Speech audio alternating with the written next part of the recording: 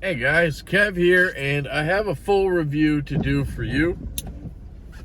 This knife right here is the Liong Mah KUF, or Kitchen Utility Folder version 2. Now, this is an interesting knife. This was loaned into me by Brian, a really cool dude who I've chatted with a little bit on Instagram. He doesn't really have a knife account, and he doesn't he doesn't have any type of YouTube or anything. He's just a viewer who wanted to send some stuff in for me to check out, and I really appreciate that from him. And he is left-handed. So this is the lefty version of the KUF, or Kitchen Utility Folder version 2. It does come in right-hand configuration, so it's not like a lefty-only knife. It's basically universal. We're talking about M390 steel here, with really nice belt satin grinds on here from Riot, made by Riot, obviously. You have titanium handles. It is a frame lock, obviously, with these carbon fiber inlays, which are done very well. It has what is affectionately known as a Teletubby top flipper on there. Basically, you grab that Teletubby and just give it a good old flick, and she opens on up. She's also got the hole for deployment, much like the KUF version 3, version 4 that you've seen on the channel, for very good middle finger flicking action. It is on bearings and pretty drop shut. I think if I took it apart, cleaned it, messed with it, all that stuff, I could probably get it to drop shut, but I did not want to do that. You can thumb flick it as well with that deployment hole. So you have a lot of options here, guys. It's a really cool knife. It took me a little while to love it. I don't know why I wasn't enthralled right away. But now that I've carried it a bit and all that stuff, I really, really like this knife, and I'm thinking about getting one. I just kind of wish it didn't have the Teletubby. I would almost want to just grind that off and smooth it out, and then just have a KUF version 2, basically, just like my version 3.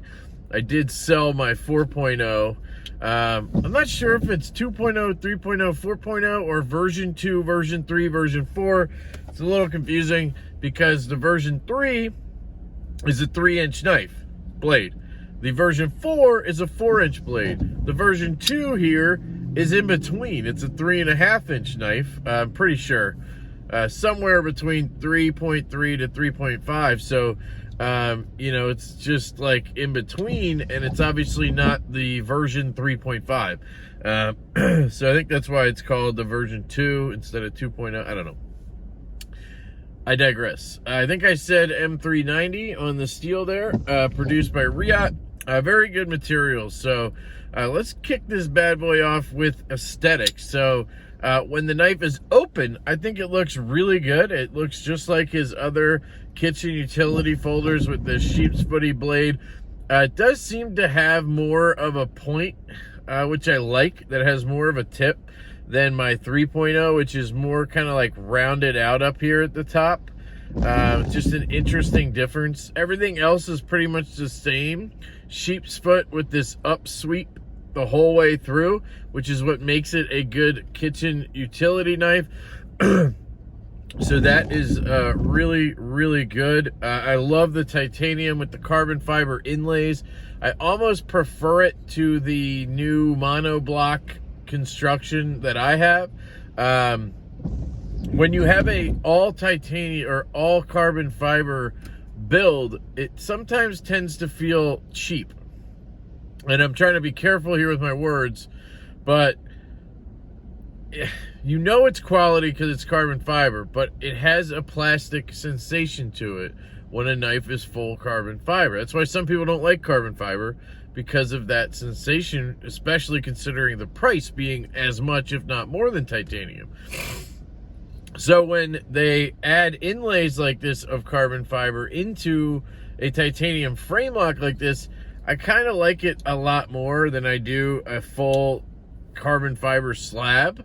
So it's kind of a preference thing, but I want to bring that up. I really, really like the look of this knife. Now, when it's closed, I really don't like the Teletubby, guys. That thing is just so weird. It's like there's a comma sticking out of the top of the knife. You know, to each their own. I get the function of it. It actually is pretty fun to play with. But I don't know. I think I have enough fun with that I don't need the Teletubby. But it's there, and, you know, you could always have it ground off, I guess. It'd be cool if there was an option without it or something, but it is what it is. So that's aesthetics. Ergonomics, just like the other KUFs, it's just a very neutral handle here, right? Nice rounding back here at the butt, and then again very neutral on up, and it has this kind of built-in ginormous choil right here, which is hard to explain what that is, but it's just so comfortable in hand, this knife. You can hold it back here, you can hold it up here and choke up. You can do basically whatever you want, which is nice, and hand size doesn't really come into play. That's what's cool about it. A person with a huge hand would be able to grip up here. A person with a tiny hand can do whatever they want, right? It's just, it's kind of nice. I like that. Ergonomics are really good. It has the razorback jimping on there. Shout out to Eugene Kwan for coming out with that term. Basically, the jimping is angled so it's coming back at you. The way it's cut in like this. So that way, when you push forward and down, you feel some resistance, and you get good, you know, rigidity or whatever. Your finger sticks, traction, sorry. But then if you go this way, you just kind of glide over it, and if you don't bear down a little bit, it's very kind of smooth. So it's really, really good, the way that functions. So I think the ergos are fantastic on this knife. The carry on this knife is a little different than the other ones I've showed you that are the KUFs, or even the field duty versions. It does not have the ceramic ball, so it just has this type clip here. But I will say it seems to be a little bit more deep carry. You only have this much sticking out, which is really, really nice. It works great. Tension's good. Small clip. I really like a small, short clip on a knife. I think it's fine. I think it's good. I'm guessing there's a reason he didn't go with the ball. Maybe because there's carbon fiber under it. I don't know. You don't really need help sliding in and out because the carbon fiber is smooth. I don't know. But it works very, very well. Sounds. Okay. It kind of clacks out. Snaps open. And tinks closed. It's solid on sounds. Not super impressive, but not bad. I'd put it right at a 6. Definitely feels good and enjoyable when you hear it clack out and lock up. It definitely feels good. You know what? I'm going to go ahead and change this to a 7. That opening sound is really good when it's right up next to you. Yeah, that feels good. So I'm going to go with a 7 on that guy. The cutting on this is very good. I mean, it's Riot, it's belt satin, it's a flat grind going most of the way down. It is razor ass sharp, and I'm pretty sure Brian has used this quite a bit, and it just is very thin behind the edge. It's just a very, very well done grind, and it cuts like a dream. I did my usual kind of paper. I did some cardboard to test that out. And carried it a few days, so I obviously was using it for day-to-day shit, opening envelopes, cutting out labels. Shipping labels is important for me, and this did a great job because of that little bit more pronounced tip than on the other KUFs. Did very well at that. So, and the M390 blade obviously held up. I don't see any rust on here. Sorry, I'm being a jackass. Yeah, no rust. That was a joke. Yeah, so that's cutting, carry, ergos, aesthetics, action. Guys, once again, Riyadh and Liong Mah have absolutely knocked it out of the park with the Detent. It is perfectly tuned for, and I'm surprised because it has the top flipper. You know, you got to be careful because you don't want to have the detent be too light, but on a top flipper, you got to have a light detent because it needs to be able to get up out of there. So it's just incredible how Riyadh dials detents. I just can't.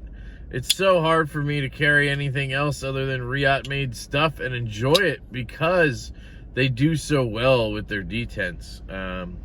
So action is phenomenal. There's a Spidey flick, there's the Teletubby flick, and there is the thumb flick. All very satisfying. The closing action is solid. Doesn't, you know, drop all the way, but it is a very, very, very smooth. You can see there just minor shakage. I love how the blade sits into that pocket. I've been seeing that a lot more lately, and I really like that. Yeah.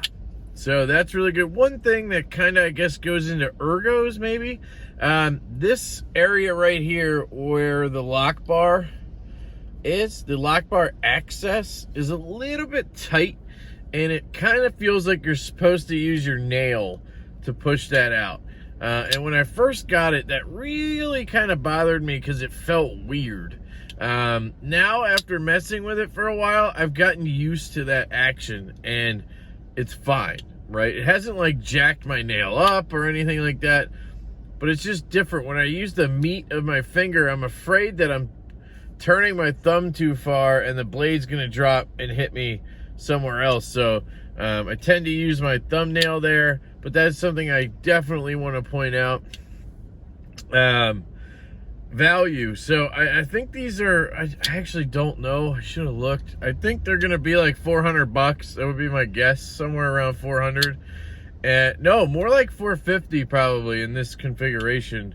You know, I've been paying $350 to $300 for his EDC models, which you know, carbon fiber monoblock LMAX. I like that price point a lot more than I like this. I don't really think $450 is a value. It's a bit of a stretch in terms of being okay as well, but the fit and finish, I will say, is absolutely spot on this. You could definitely tell a big level of difference because a lot of people are going to say, well, Kev, you can get the F5.5 in all titanium with M390 for $250, right? $200 less than this, made by Riyadh. And yeah, you can when it's available. But the fit and finish is 100% spot on this knife. There are little details like the inlays have absolutely no transitions. You have an interesting kind of pivot design. You have perfectly chamfered and rounded edges all around this knife. You have that pocket for the blade to sit in. So it comes down to that, guys. Small details that on the F5.5, Urban EDC and Vox do a great job of minimalizing everything so you don't have to worry about those tiny details, right? And I'm not saying that knife isn't properly fit and finished. It is. It's very well done. But the added things that go into this knife are noticeable, and I can tell why it costs a bit more money. Now, I don't know if it's worth an extra $200, but it definitely is worth more, and I want to point that out because I know a lot of people are going to give that argument. So, yeah, guys, I can recommend this to lefties, and I can recommend the right-hand version to righties. I will note, Teletubbies kind of a thing, but a lot of people are going to like that because they have another deployment method and it's not really like some huge dingus. It just looks a little weird to me. It's always kind of been that way for me on this guy. The lock bar access, a little bit tight, got to use your nail. And other than that, guys, it's just really, really, really good. So I can definitely recommend this knife to anyone who has the means and wants to get it. go check out liongmah.com or liongmahdesigns.com, something like that. I'll link it below. Absolutely appreciate Brian for sending this in. And that is the full review of the Liong Mah KUF Kitchen Utility Folder version 2. Thank you guys. I love you so much. I hope you have a fantastic day, and I will catch you later.